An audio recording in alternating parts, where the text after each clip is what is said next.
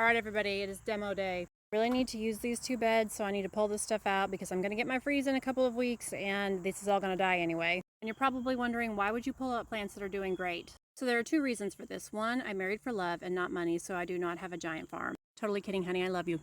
The real reason is I do not have endless space, but also your fall crops like a little bit of sun, they like a little bit of warmth to really get their roots established before that cold weather front comes in. I could have done this anytime this month, but I do actually have a real job, and so I come out here when I can, and this is the day that I can, so let's do this together. There are a couple things I am going to leave in here. This is bergamot. This is a perennial that will come back for me next year. I have this awesome pesto basil that will still produce for me, so I'm going to go ahead and leave that for the month, and I also want to get all these seeds back here. However, this unknown squash is going to have to go, and some of these zinnias because they take up so much room in the bed. There is a massive caterpillar somewhere on this plant.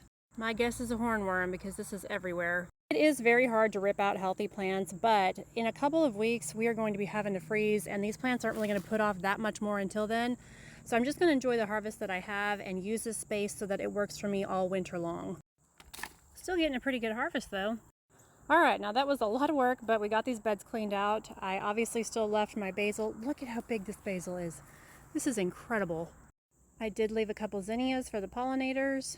I wildly trimmed back my bergamot, and I'm going to dry all that. Now I have room for the rest of my fall crops. I'm also going to try to get some lettuce in here. I've also got my experimental onions that I'm going to try this year. The nursery said that I could put these in the ground now, and I could harvest some of these during the winter, so I'm going to try it out.